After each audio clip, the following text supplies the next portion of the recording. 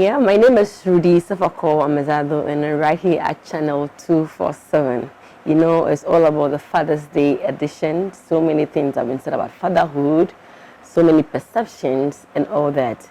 But then, in general, Father's Day is to celebrate the male effort of parenthood that they give to society and to their family. And I'm having here one great guest in our midst. We are going to have some interactions, and then we'll see how fatherhood is, and then what it means to so many people you might never know. I have here, I really want him to mention his name. You know, one thing I'm one, we always get them wrong sometimes, and I'm very particular about my name. So I'll allow him mention his name and what he does and all that. So you're welcome to the show. Thank you. Yes. So as I said, I would love you to mention your name to the viewers, the right name. I am Lieutenant Colonel Peter Nyarko Duodu, a chaplain in the Ghana Armed Forces. So, Chaplain Lieutenant Colonel Peter Nyarko Duodu. Wow, that's so nice. Daddy, you're welcome again to the show. Thank you so much. You know, it's Father's Day, and then I'm so happy. I'm the first person, maybe aside your family and daughter, to wish you a happy Father's Day in advance. Thank you so much. Thank you so much. Yeah, you're welcome. So we want you to tell us what fatherhood means to you. You know, it means so many things to different people. Yeah. So a father, by dictionary definition, the verb father means someone making children or bearing children. So by extension, a father is a male parent who has a child or who has children. Yeah. And by extension, I would want to say to every word, there are two meanings. Yeah. We have the denotation, that's the dictionary meaning, and we have the connotation, that is other meanings associated with the word. So by denotation, a father is someone, a male parent who is making children, have a child or children. Okay. By extension, that is the connotation. A father is any elderly male. So if you look at a man who's about 40, 35, he could be your father because that person could have a child or by that age should have children. So you are my father. Yes, and you are my lovely daughter. I'm so glad. Trust me. Yes, good. It's good to know that. Wow. It's good to know that. So I found a father here. Yes. I'm so happy. You know, I learned something new here today by the definition and then whatever has been associated to a word and all that. You know, I've been worried for some time growing up. People have different perception about fathers, and it's quite worrying. Yeah, people, you are aware of that. I do. Yeah. So what do you make of that? What do you make of that? Like, I want you to tell us why those perceptions and why it should be cleared off. Let's see. Many people may do the wrong thing or do the right thing because sometimes they don't understand who they are. Yeah. As a father, I believe in roles. In the marriage, I believe in roles. I believe that the father is the physical head and God is the spiritual head. Yeah. And as a father who is the spiritual leader, you have some basic roles. And to me, the basic role of a father is to lead, protect, and provide. Yeah. 3, lead, protect, and provide. So you need to provide. Your basic role as a father is provide for the family. Your basic role as a father is to protect the family. One of your basic roles is to lead. You are the head of the family. You lead.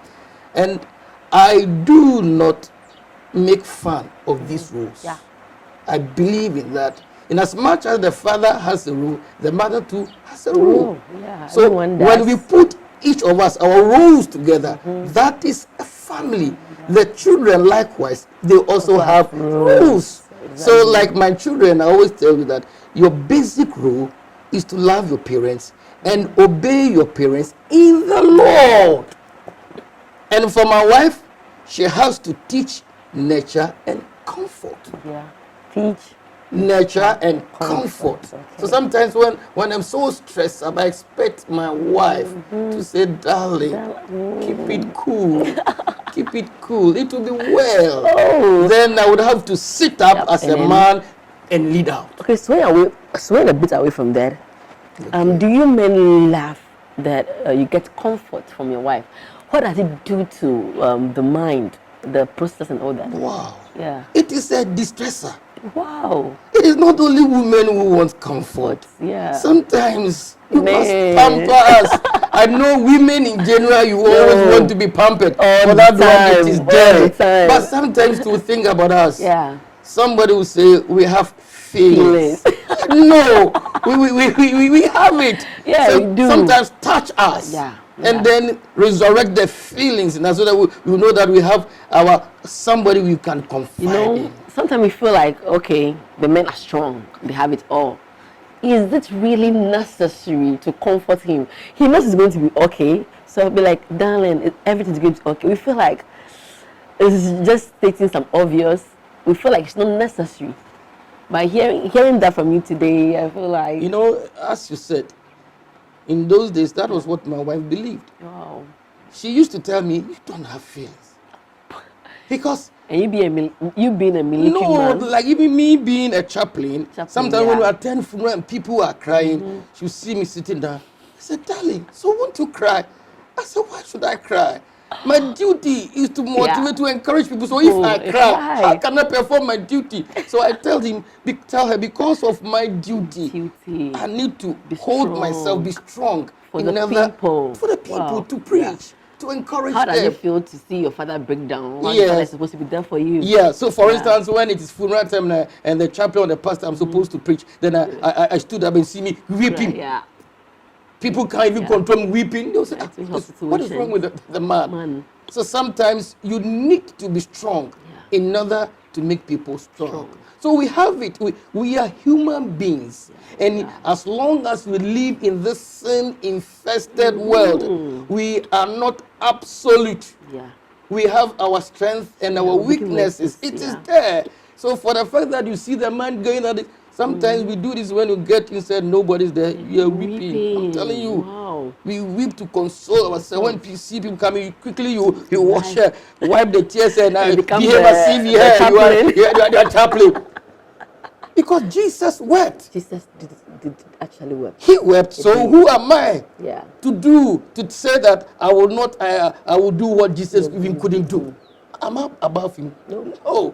So we do. So sometimes touch us. Yeah, we feel good. We feel good. That's also our role. Yeah, it is our role to comfort us. So when it is Mother's Day, look at the noise. These sometimes I think so. So fathers, are we so useless in Ghana? It seems like there's not much noise.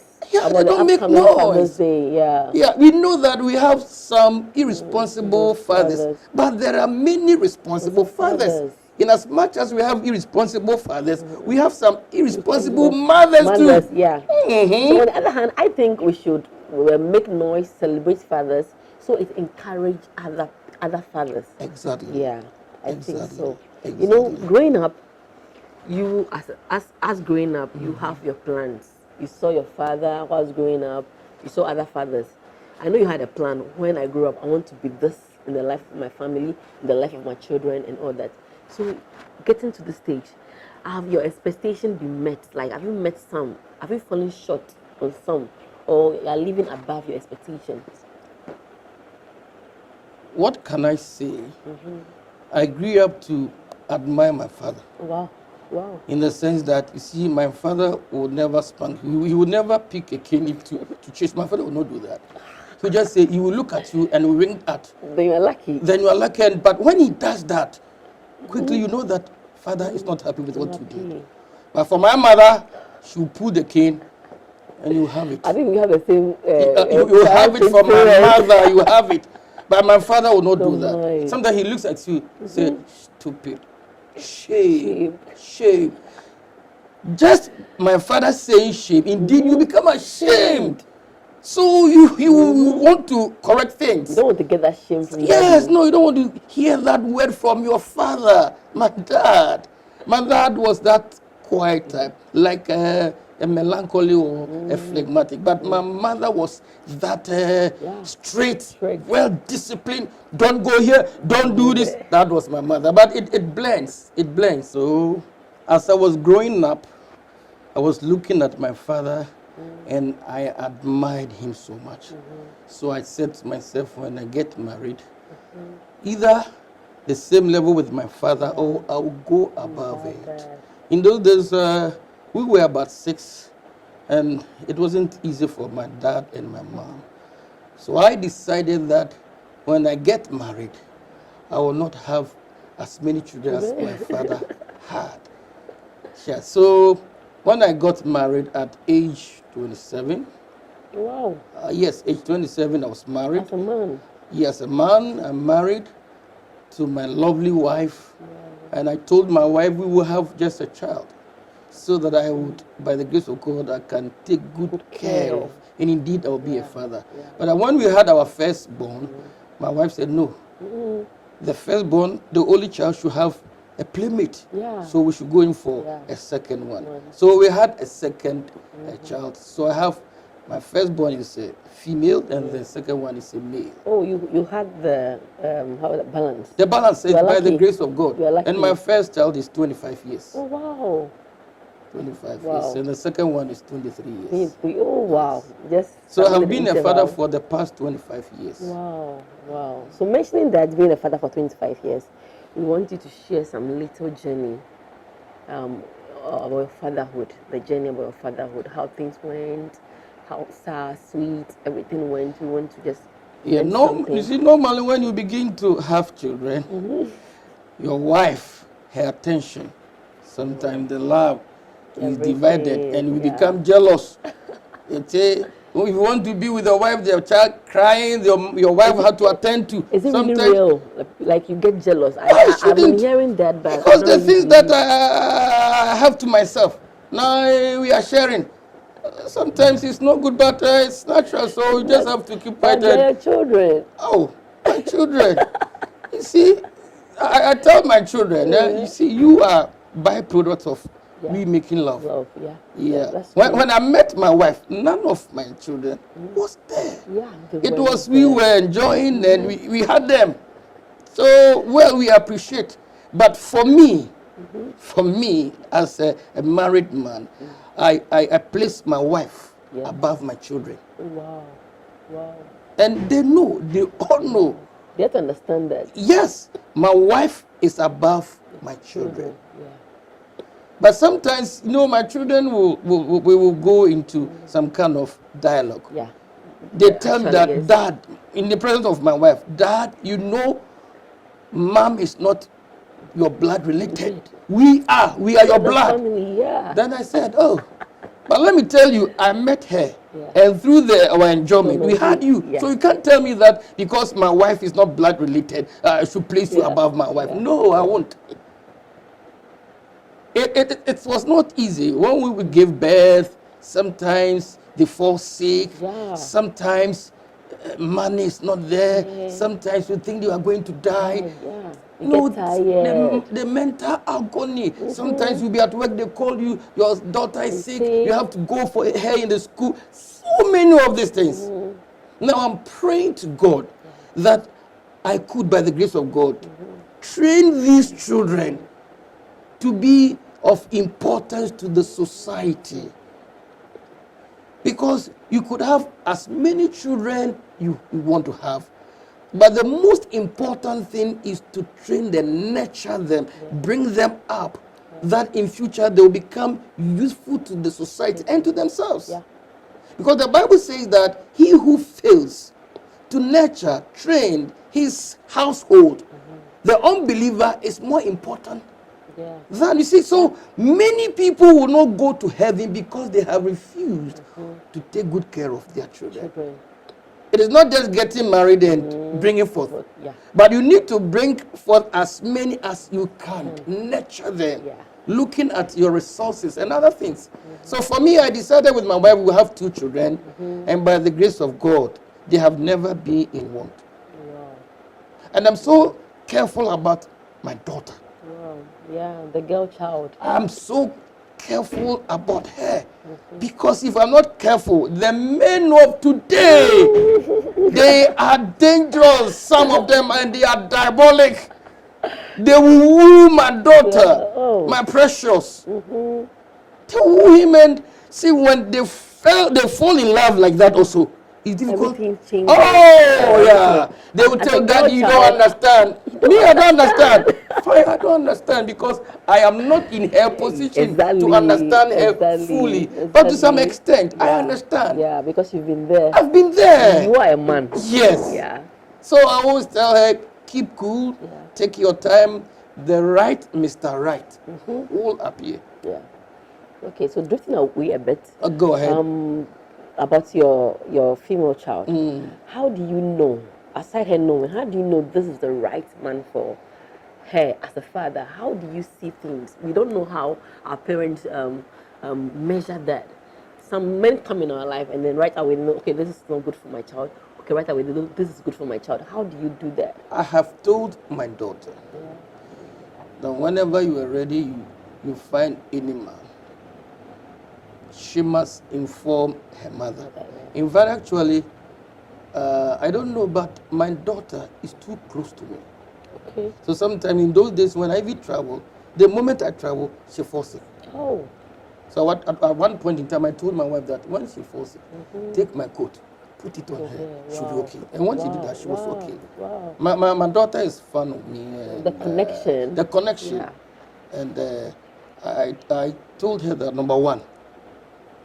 And then I said, Amma, she's Amma. Amma, if you are able to remain as a virgin when you marry, I'll buy you a car.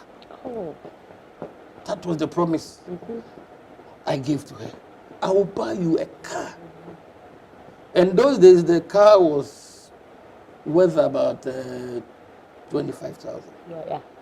She'll be celebrating her 25th birthday, and I'll give her that amount. Oh, wow. Yes, I'll give it to her. Wow. I think we need such promises. So I've told my daughter, if you are able to hold yourself, and I will ask it from your husband, if he confirms, I'll give it to you. What if he lies? He likes what? That she's a virgin. Yes. She's not. If she's not, I will not fulfill my vow. It's simple. As that. If you want me to fulfill yours. Yes. Yes, so it depends. The fulfillment depends on her remaining as a virgin. Yeah. Because I met her mother like that. Wow. For me, I won't tell you, but for her it's true. Yeah. But for me, I'll keep it to myself. You're a man. No, don't go there. I said, for me, I will keep it. Yes. Yeah. No comment. No comment. You can comment as much as, but I won't comment. You can say whatever you want. Yes, they can say, but me, I won't say anything. Yeah. So I want my daughter to be like that. Wow. And I'll be very proud of her. Yeah. And that'll make you happy. Yes. Yeah. So I try as much as possible that whatever she wants, I'll provide. Wow. To provide. Yeah. That's great. Yeah. I learned a lot here today. I learned a lot, and then that will also encourage the young men coming up. You know, people would love to hear some message from you to them on how to go about this whole fatherhood thing. It's not easy, same as motherhood, but fatherhood is also on a different level. So I want you to give some advice to the upcoming fathers or the already made fathers in society. Yeah, as a father, you should understand your primary role in the marriage. Number one, you are to lead. Yeah. Number two, you are to provide. And number three, you are to protect.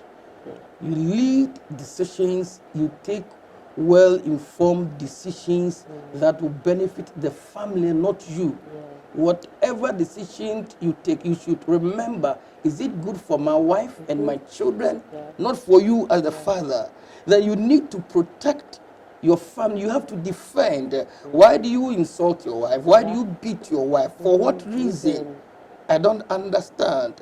Why don't you defend your wife? Yeah. No matter what, you have to. That is your responsibility. You need to provide food, clothing, accommodation. That it is your responsibility to do that. And if you know you can't do, then you must be careful being a father. These roles are very, very, very important. So I advise all fathers that take good care of your wives, take good care of your children, and love them. Love them as Christ loved the church. You see, you should be a person who would always want to go home. Yeah. Some of the fathers, when they close from work, they don't want to go home because there is fire burning. Create your home, an atmosphere that will always attract you. It's called, even when you're at work, you want to go home. Most of you, when I travel on peacekeeping operation, You really want to come home. Yeah. I'll call my wife about 10 times a day. Darling, that. How is the children? How is that? Yeah. Because it is a home where you should be there always. So fathers, create a home that you wish to be there always. And when you are going home, you are going to meet your queen. A queen who would pamper you and comfort you. Yeah. And then we are going to meet children who love to hear you speak to them because you are their father. When that happens, I think you will be good fathers. Wow, thank you so much for all that you said, the advice you gave to fathers and the young male children out there. And I learned a lot myself. Thank you. You know, we can't go without giving you a gift today because it's Father's Day. Wonderful. Yes, we have a lovely gift for you. And then people out there, also gift your father something. Any father figure in your life. Because this is the only way we can say thank you so much for all you do for us in society and at home, sorry. So Daddy, I know you will love this.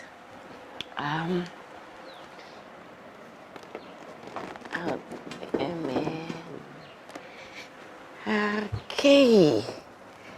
So this is for you, Daddy. Thank you From so us much. to you for 7. Yes. Thank you for I know you will love it. Thank you so much. Just looking at it, it's generating some kind of wonderful appetite. Yeah. Wow. You can see that. So do same to Daddy. It's so wonderful. I'm very happy. I know this year Father's Day is going to be a special day for me. It's going to be. Because I have begun well. Wow. I'll go through well and I'll end well. Well. Yes. That's very important. End well is very important. And I'm so happy. Thank you so much. And then I'm thanking you on behalf of your family. I don't know much, but all I can say you've been a great dad to them. Yeah, and you deserve all the good things in life. Thank you so much. You're always so welcome. Yes. So happy Father's Day to all fathers out there. Any father figure in our lives, my daddy, my new daddy, and everybody out there. Please be good fathers, and you heard it yourself. The advice and all is going to be worth it, and I know you're going to end it all well. Yes, so it's been great here with Mr. Duodu. Yes, it's been great here. So please take care of yourself. And I've been your host, Rudy Sefako Amezado. We love you all. Have a great day.